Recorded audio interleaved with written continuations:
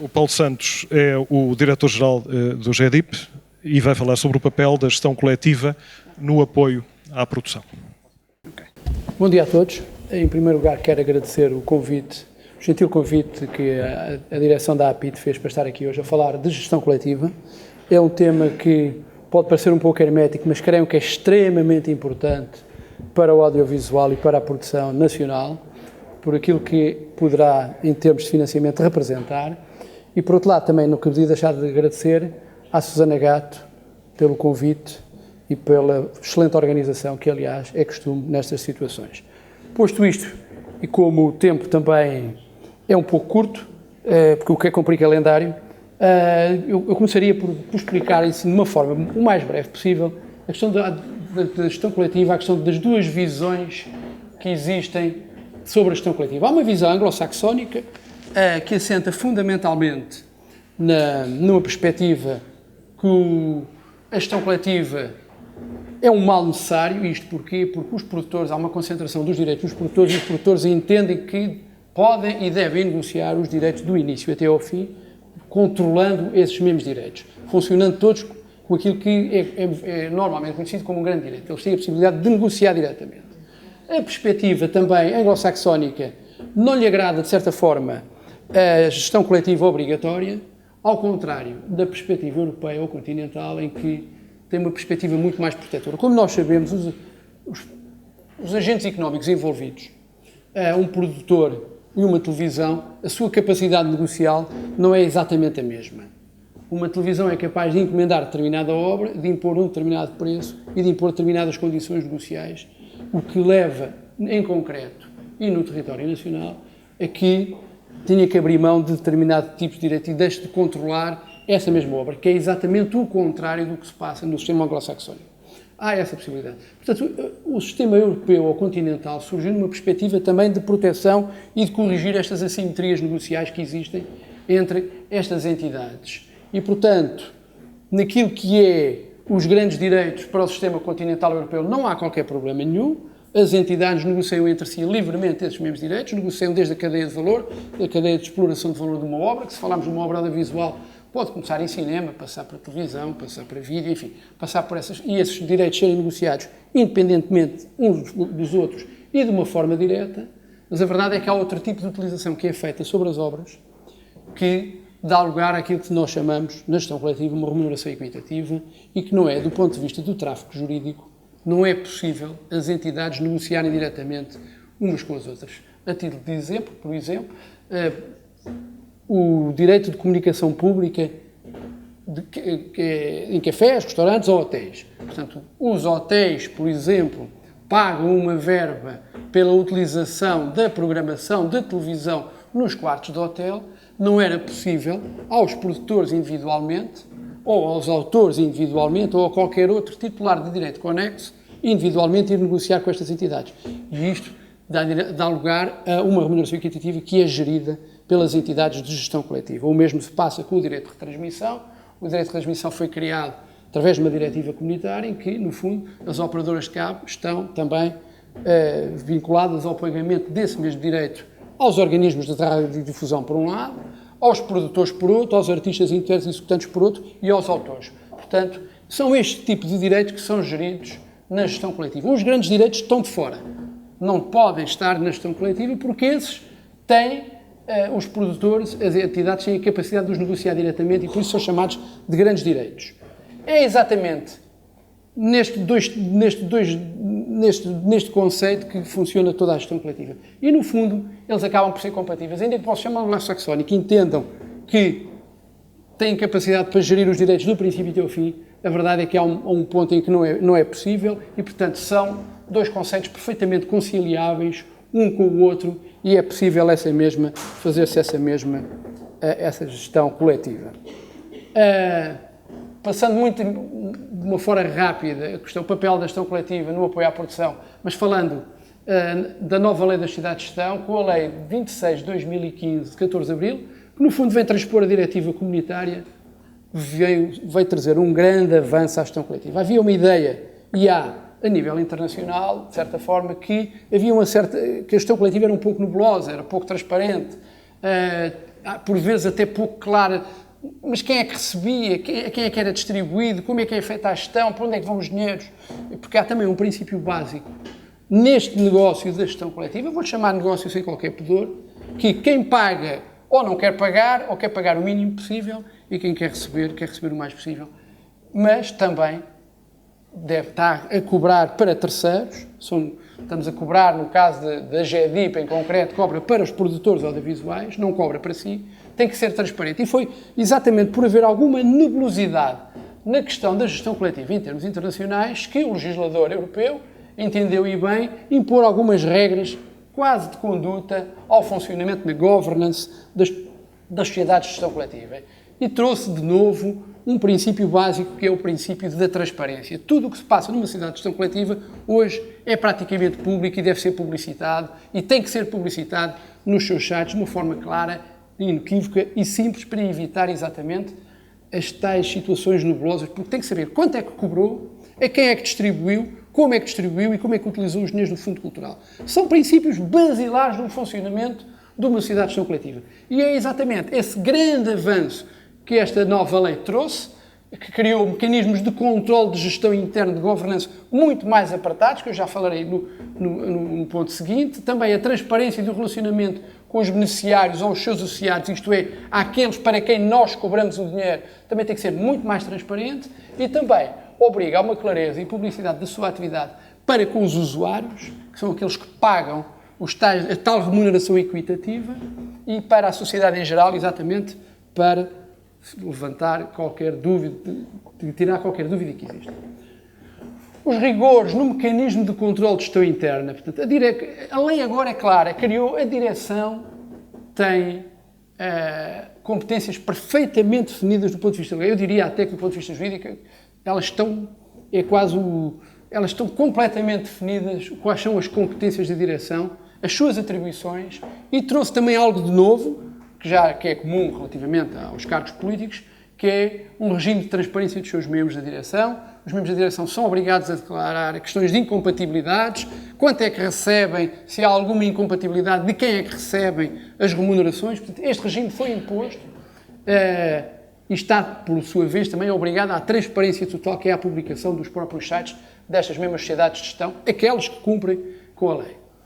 Depois temos o Conselho Fiscal, deixou de ter aquela função tradicional de Conselho Fiscal, apreciar as contas, fazer o relatório do Conselho Fiscal, o parecer sobre as contas, é muito mais que isso. Hoje o Conselho Fiscal de uma sociedade de gestão tem uma função de auditoria interna muito, muito grande. De tal maneira, as obrigações do Conselho Fiscal, que tem que fazer reportes trimestrais, tem que analisar contas, tem que analisar o funcionamento da própria direção, portanto faz uma dupla. O controle interno do Conselho Fiscal é sobre o funcionamento, sobre o desenvolvimento do plano de atividades, sobre toda a parte financeira também, muito maior, também está prevista na lei. E, claro, a Assembleia Geral, sendo o órgão máximo, tem a competência para eleger dentro dos seus membros elegíveis, dentro dos associados elegíveis, com capacidade, para a direção e também para o Conselho Fiscal, que tem que ser obrigatoriamente um dos membros, um revisor oficial de contas. E, portanto, há uma preocupação enorme de credibilizar e de transparência relativamente àquilo que é a governance de uma sociedade de gestão coletiva. Trouxe no relacionamento com os seus beneficiários, hoje, também com esta nova lei, os mandatos já não são passados de uma forma global, têm que ser definidos direito a direito, e uma entidade pode atribuir direitos. Eu, produtora X, posso dizer, bom, vocês, GEDIP, vão cobrar os meus direitos de retransmissão, mas os direitos de comunicação pública eu dou a outra entidade. Isto hoje é possível exatamente porque há uma maior autonomização da liberdade de contratar e individual de cada titular de direito relativamente a esses mandatos. E esta questão é importante para evitar também situações de alguma nubulosidade que existiam e existem em tribunais e na Câmara. Nem nós também representamos. Por vezes não representamos. E hoje o que o legislador entende é que o mandato tem que ser de tal maneira clara e inequívoco que diga eu cedi este direito, ou eu mandatei esta entidade para gerir este direito, este e aquele, e não outro. E, portanto, esta questão também foi uma inovação da nova lei da sociedade de gestão. Depois também é obrigatória a existência de regulamentos de distribuição que têm que ser públicos, têm que estar publicados no próprio site, eu quando falo aqui de publicação do próprio site, que tem de dizer claramente como é que vai ser feita a distribuição, em que moldes, os critérios. É evidente que não vou agora aqui desenvolvê-los, que são vários, e para cada tipo de direito. Portanto, isto também é mais uma obrigação de transparência e não se pode ter um regulamento que dê para tudo. Não, não é verdade. Tem que se ter um regulamento para o direito de retransmissão, um regulamento para a comunicação pública, um regulamento para a cópia privada e definir exatamente quem é quem em cada momento e quanto é que vai e quanto é que poderá receber. Tem que ter essa capacidade. A identificação dos valores das taxas de administração também são importantes.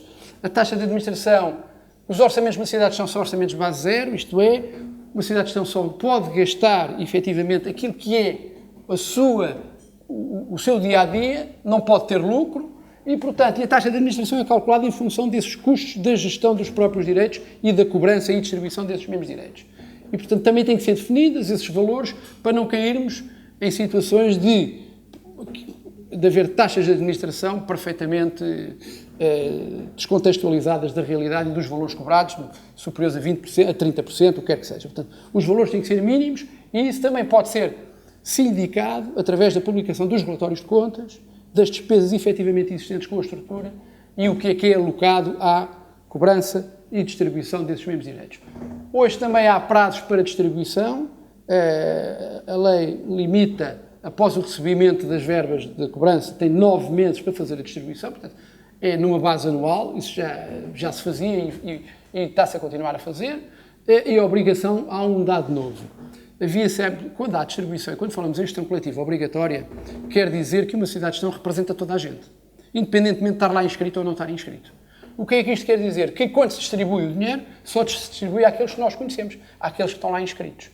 Falta aos outros. Hoje a lei obriga a diligências efetivas e concretas para localização de beneficiários, daqueles que têm direito a receber essas verbas. Não o fazendo, pode ter consequências. E, independentemente disso, a consequência maior é que, não o fizer no final de 3 anos, aquele dinheiro já não é distribuído por todas as outras produtoras que não tiveram na distribuição, mas é obrigatoriamente alocado ao Fundo Cultural. É uma inovação e que obriga também as sociedades estão a ser proativas na identificação dos titulares dos direitos daqueles que produzem as obras. Daí a importância de toda a gente registar as obras e identificar-se e identificar o repertório na sociedade de gestão coletiva. É perfeitamente, não traz qualquer encargo para as produtoras, é gratuito. O que é importante para a gestão coletiva é saber quem é que é o titular de direito e quais são as obras que representam, para saber qual é o seu repertório, porque é com base no repertório que depois vai-se proceder à distribuição. E essa distribuição é tanto maior quanto maior for a notoriedade e aqui o tempo e a audiência desse mesmo repertório. A clareza relativamente aos usuários também há inovações. Hoje as tabelas de direitos unilaterais acabaram, na verdade praticamente acabaram, tem que se negociar com as associações de usuários. Eu quero implementar uma tabela, quero cobrar dinheiro aos hotéis, ou aos cafés, ou aos restaurantes, ou tenho que negociar coletivamente com as associações do setor. E, portanto, essa negociação vai estabelecer uma tabela que depois é negociada, é aceita entre as partes e depois é depositada e passa a valer para todas as outras entidades. O que torna tudo muito mais claro, defende os usuários que têm capacidade negocial, porque é uma associação de um setor a negociar com a sociedade de gestão e não um agente económico individualmente. Lá está, mais uma vez, a preocupação de paridade e de equilíbrio entre as partes, tal como tem a própria gestão coletiva na seção continental europeia. E, portanto, esta questão é importantíssima e estas negociações, eu devo, a título de exemplo, a GEDIP negociou, quando foi relativamente aos hotéis, um protocolo com a Confederação de Turismo de Portugal e com todas as associações hoteleiras, em que se estabeleceu exatamente o valor das tabelas e aquilo que é cobrado. E esse protocolo é depositado na IGA, que é público, e, portanto, qualquer entidade depois que não queira pagar do ponto de vista voluntário, é muito mais fácil tornar execuível e cobrar aquela importância relativamente aos direitos, porque, em termos de prova também, é tudo muito mais fácil. Depois também temos a criação, uma inovação que foi para além da diretiva, não estava na diretiva a criação de um balcão único de licenciamento, o legislador português entendeu, também por força das negociações com as associações de usuários, que deveria de haver uma entidade que recebia para toda a gente. E quando se diz para receber para toda a gente, isto pode parecer displicente, mas não é. Porque um café, eu dono de um café, chega-me lá, Sociedade Portuguesa de Autores, tenho que pagar à Sociedade Portuguesa de Autores. Depois chega-me lá a Passo Música, tenho que pagar para a Passo Música. Depois chega-me lá a GDIP, tenho que pagar para a GDIP. Isto nunca mais acaba, tenho que pagar para esta gente toda.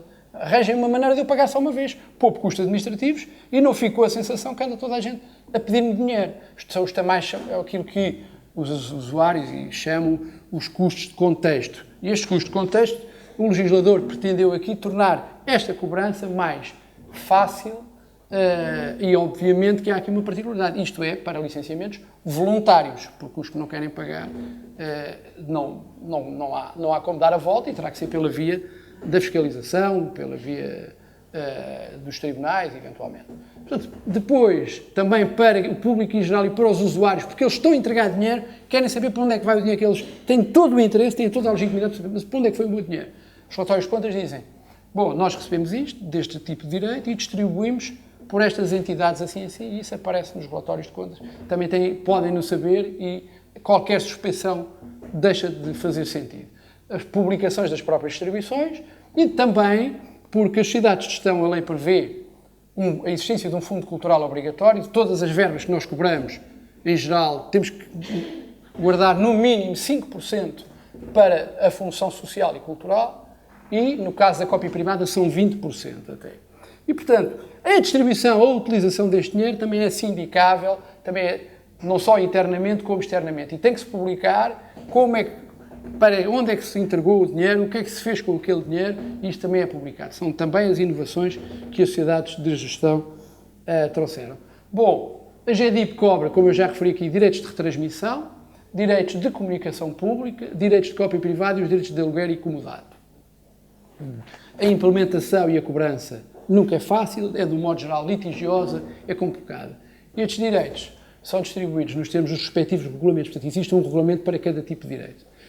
O site da FEVIP é o www.gedip.com, é um site que está lá todo o tipo de informação e que está, na nossa perspectiva, em total sintonia com o que são as exigências legais relativamente a esta matéria. Eu falei aqui há um pouco e agora, para percebermos a importância, a diferença entre os grandes e os pequenos direitos. Portanto, os grandes direitos são aqueles que são negociados diretamente. O exemplo mais típico disto é as produtoras cinematográficas norte-americanas negociam-nos, têm distribuidoras internacionais para negociar os direitos, os mercados, estamos a falar de cá, estamos a falar de todos estes tipos de mercados, os direitos são negociados aí, só que para negociar direitos é preciso ter esses mesmos direitos. E há aqueles que não são possíveis, que são os tais direitos das utilizações secundárias, que dá direito à remuneração equitativa, mas que na realidade tiveram um papel importante para aqueles agentes económicos, é uma mais-valia para eles, sendo uma mais-valia para esses agentes económicos, e estando a utilizar obras alheias, há lugar a essa mesma remuneração, e é neste ponto em concreto que atua a gestão coletiva. As verbas que se cobram já não são despicientes, são verbas bastante interessantes e que depois são distribuídas e é aqui vamos à questão, que era a pergunta de partida, que é o apoio à produção. A distribuição dos direitos cobrados pela gestão coletiva é influenciada com a maior ou menor notoriedade da obra. Porquê? Porque os regulamentos assentam sempre, se estamos a falar sobre programação de televisão, os que recebem mais são os que passam. Têm maior audiência, têm maiores horas de antena e portanto, prime time é diferente, depois é classificado o prime time do leite.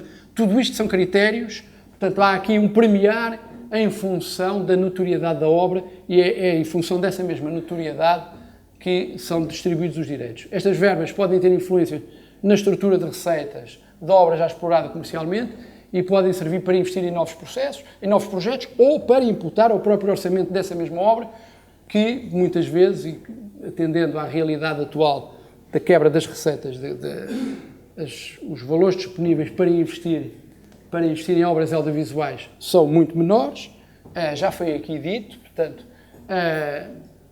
quando se faz um orçamento, já a pensar nos custos de produção e se vai conseguir ali alguma margem, ou não tendo margem, ou assumindo se aquele custo é de tal maneira à pele, ou já quase que não atinge os custos de produção, a verdade é que também é uma receita que pode vir mesmo e que vem mais tarde, que é as receitas da gestão coletiva, que vêm complementar a receita ou o orçamento das receitas daquele trabalho em concreto, porque há filmes, por exemplo, a título de exemplo, houve Os Malucos do Riso, passaram durante vários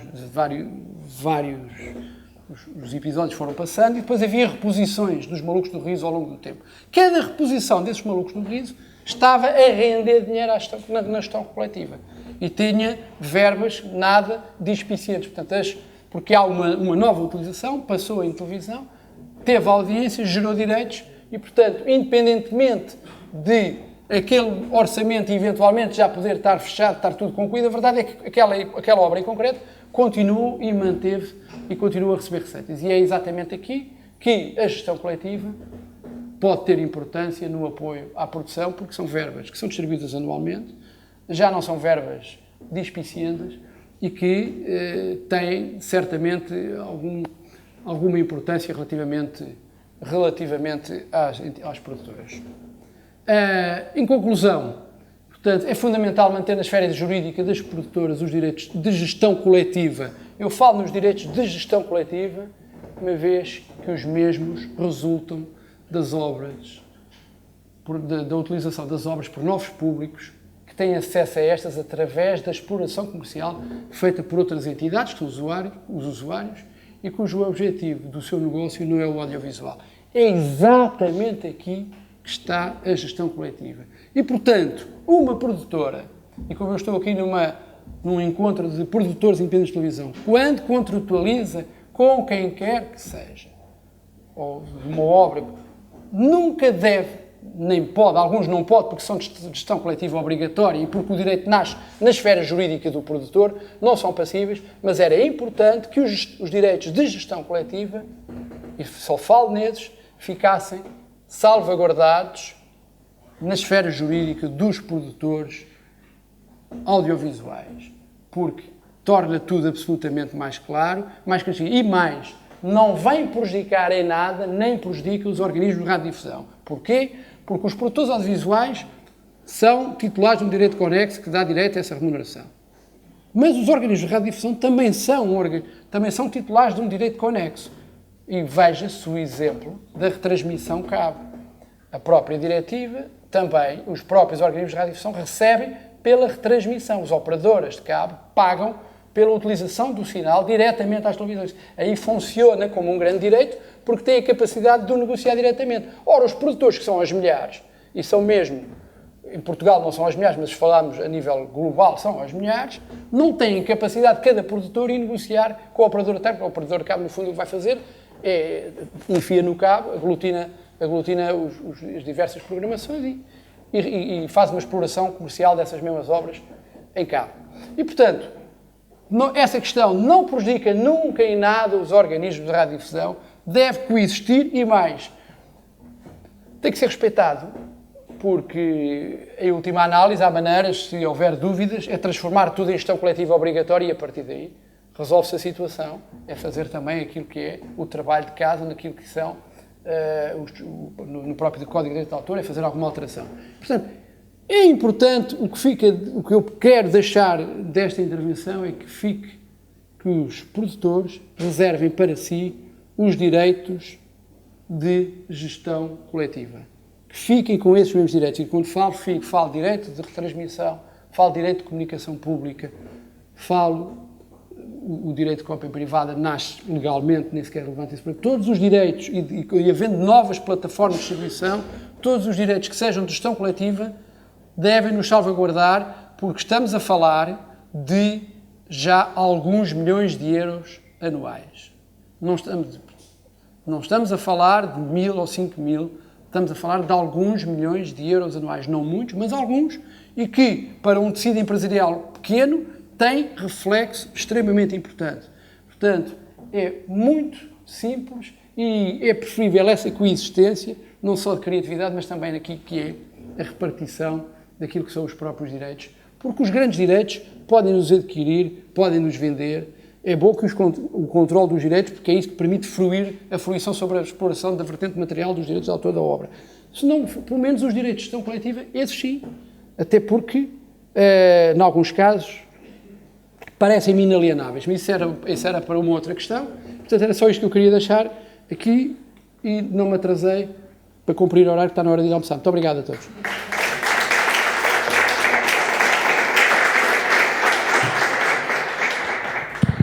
Muito obrigado. Vamos fazer agora uma pausa e conto convosco novamente às 3 horas, às 15. Até já.